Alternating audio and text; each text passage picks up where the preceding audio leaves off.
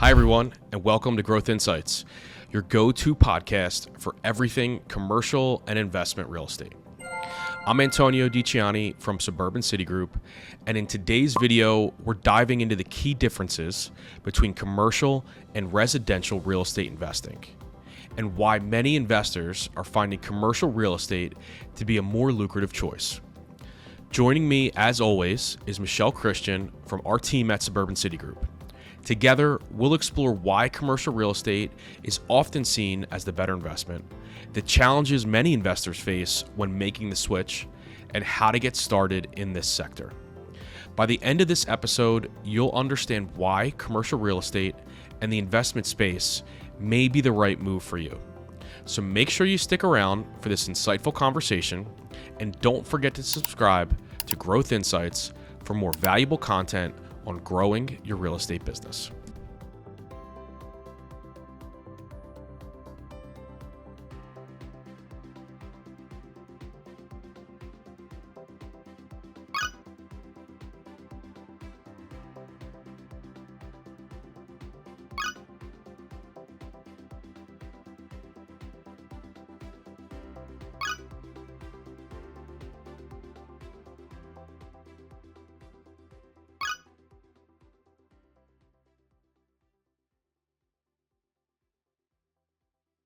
Let's talk today about commercial versus residential real estate investing. From the investing perspective, what are those key differences and why I think there's a shift from one group to the other, particularly I think on people who used to invest in the residential space.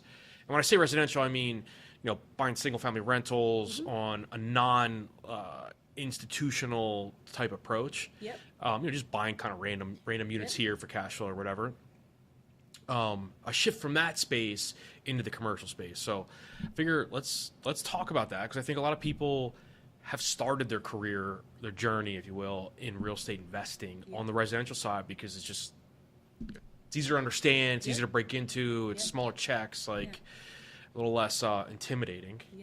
But I think there's a lot of value to be had on the commercial side. And we know that just from our business. Absolutely. We also know a lot of clients who have built portfolios on a residential side that have transitioned over time into the commercial side. And I think it's worth talking about and sort of diving into some of those key differences. Yeah, absolutely. I think residential real estate was packaged, and it was something that was part of the American dream, because buying a home was the bank's marketing tactic to get people to take out loans, because otherwise, what else did they need a loan for? If you have a job that takes care of your expenses and you were fine with renting, they had to create some incentive. Right. And so that marketing campaign that touched people's lives and gave them the thought of more space, more autonomy, once that became part of the American dream, then people realize, oh, there's an opportunity for me as an individual to capitalize on this. So if I'm the landlord, if I'm the owner, and you're paying me rent, then I'm creating another level of financial security, but then they didn't know what it entailed. They got into it, and then they realized it's not so sexy being a landlord on the residential side, because you're constantly responsible. And a lot of people who are accustomed to renting, that's their main thing. If something breaks, I have to fix it. I hear that so often. It's like, okay, well, what if it's $60 to fix it? And you on the upside of it, but they have such trepidation about having to fix something that may be huge and unattainable. Yeah. Well, I mean, that's a whole another topic for definitely another episode. But most people on the residential side, when they make an investment in the residential space, think it's a passive investment. And it's really not. I mean, it's very far. It's very far from it, candidly. I don't know where that confusion came along the way. I have no idea, but it's not in the slightest property bit. Managers. When people started to institute property managers as part of their buying strategy, the pitch, right? Yes. That's part of it. Okay. And so then that makes sense. It made it seem like that. But not all property management companies are created equal. I unfortunately experienced that. Sure. I bought my first house at 24. and I lived in it for 9 years. And then when I wanted to transition to rent it out, my mortgage was $850. So it was going to be almost impossible to not make a small margin. Even if it was $200, it would have been something every month coming in, money that I didn't have to work for. Sure. I hired a property management company because Las Vegas versus Philly, I couldn't be there. But I also had other people kind of keeping an eye on it, but very, people are people, they have life going on. I flew out to Vegas to meet with somebody who was going to sign and take over the house. And I get there, and there's a stolen car parked in my driveway with no wheels, and I have a concrete driveway. How do I get it out without messing up the entire concrete? But this is under the responsibility of a property management company. So they're not necessarily reliable. You really have to understand what's happening. Yeah, so the extreme story, but you're right. I mean, even just buying turnkey rentals or whatever people usually refer to them as. I mean, you're still making decisions, Absolutely. On what you handle, and Absolutely. you're still reviewing what your property manager puts in front of you. I mean, unless you make a true passive investment as a limited investor, which again is another discussion for another episode, you're making an active investment. Absolutely. And you're spending money. You're spending money. Yeah, definitely. Whatever a portion of those proceeds, whatever percentage, maybe about up to 10% to pay the property manager. Yeah.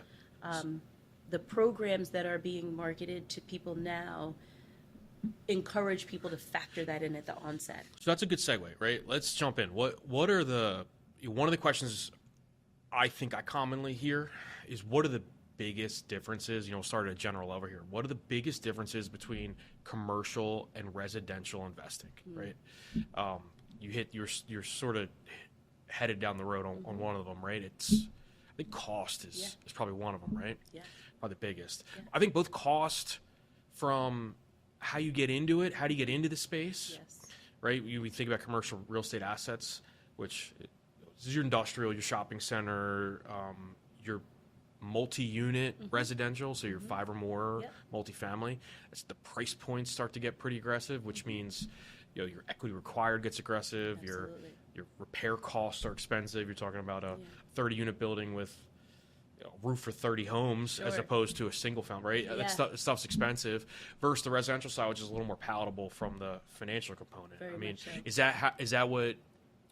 that in your experience on why people start that way as well? Sort of in terms of, hey, I want to get into real estate for the first time. Yeah. Cost is a component of it, and maybe the residential makes sense from the start. It's much more tangible.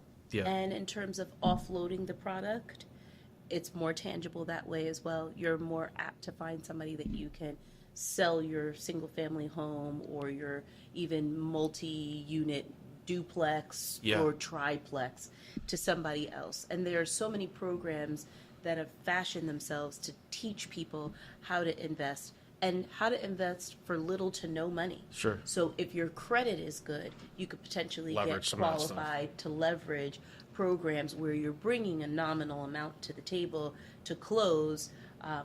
When I bought my house, I spent like $300. Like by the time the closing and everything was done, right. But that was at the time where they were doing credits no doc, and all that 100% financing. Yeah. Not anymore. Yeah, sure. But yeah, the barrier to entry is definitely something that people take into consideration. So that's a good one. Key difference is price point in terms of entry, barrier to entry in general. I mean, you don't need to be super.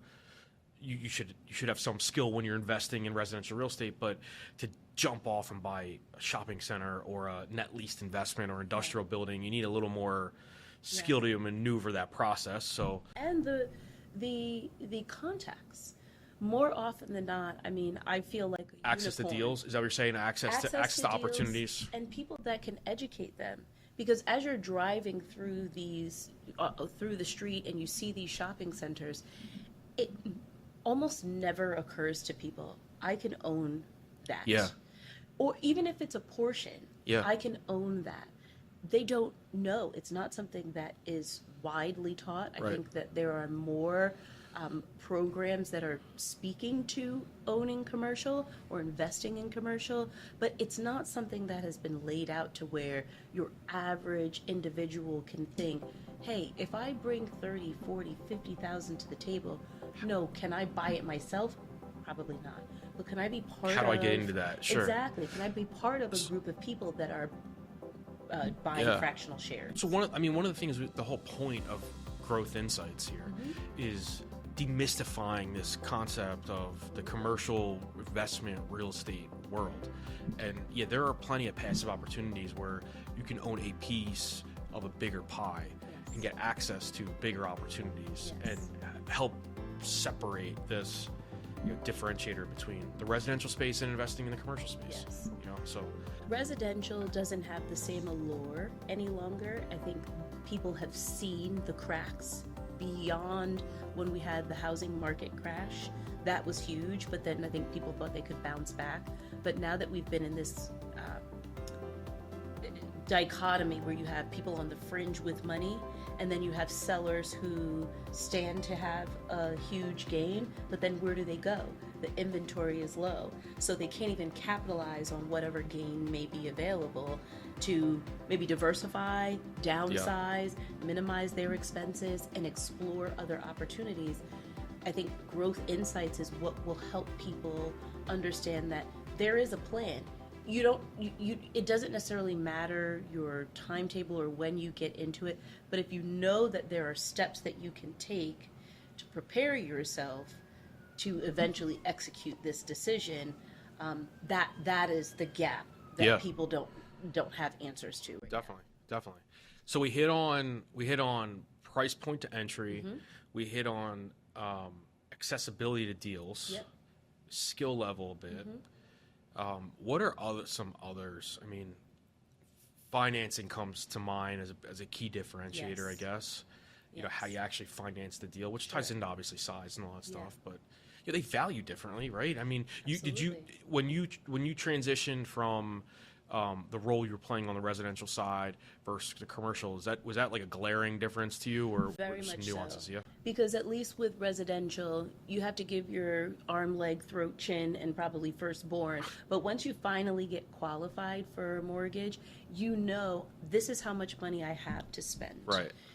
It's not the same on the commercial side because you're actually finding the property first. Asset driven. It's an asset driven investment.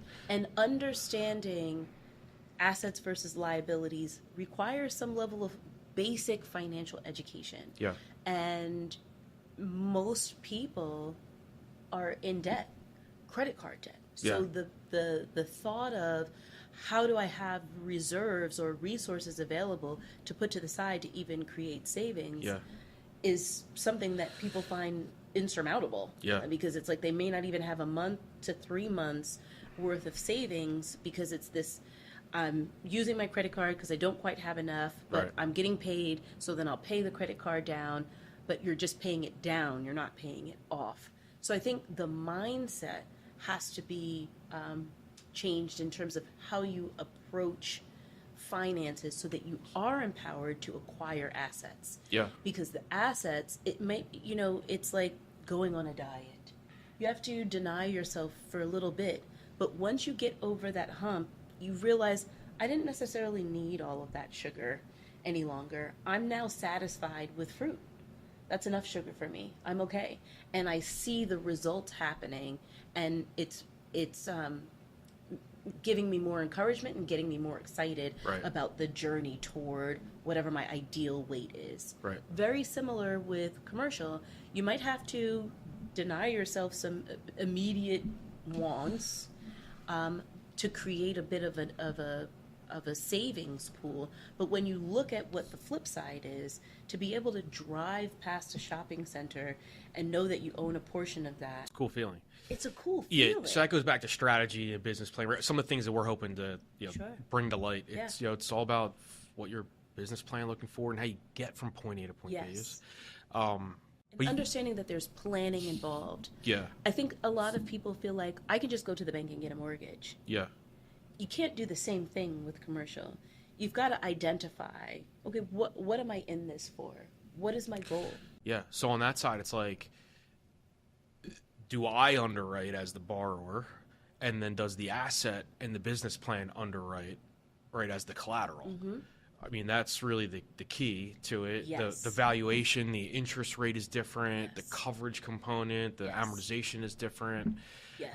Now, the world of residential investment real estate, so you're buying a residential property, that financing world has changed with Very the much so. popularity of DSCR loans and Yes. non-QM loans and all that stuff, but still, it's still a very different process. The valuation Very is much very so. different. Like, it's, Very different. I think the DSCR starts to get people toward yes, this, yeah, I agree. The notion of, okay, it's How the to evaluate. asset. Yeah, Yes. yeah, yep. As opposed to just me. I'm important. I'm part of the process because the only element to gauge my responsibility with finances is credit. As arbitrary as it is, it's the only barometer that we have to say this person pays their bills. Yeah. Because everybody wants to hedge their risk. They don't want to invest in somebody that already seems like an unsure bet. They definitely want you to demonstrate some ability to manage whatever the asset is, but Yeah. it largely is contingent upon the asset. So then identifying based on what's happening in society, in your local community, what asset is going to generate you some income. Yep. Like, how do we identify for me and my lifestyle and who I am, what is the best path for me? So I think as we continue to demystify commercial, breaking down asset classes, helping people understand you're amongst these asset classes every day. You either drive past them, you patronize them, Yeah. you're sitting in them, you're leveraging them in some way. How do you then take it to the next level and leverage it so that you're not just a user, but you're an owner? Owner operator, sure. Yeah, Yeah. exactly. Yeah. It's a huge mindset because we're not necessarily taught to own. We're taught to consume. Yeah. And when you're taught to consume, if you don't take a step back, you've now consumed yourself beyond your resources. Yep. So I think there's a ton of money to be made, a ton of long-term wealth to grow in the residential side. Yeah. But because of that low barrier entry, that low price point to entry, that little bit less skill set you need, to navigate that world, I think you've got this huge pool of people that focus on it. And if you can sort of drill down and get specialized or understand commercial asset classes, understand how they finance, and transition into that bucket, I think there's even more generational wealth to be had because it's just a smaller segment of operators and owners and investors in that space, right? Absolutely.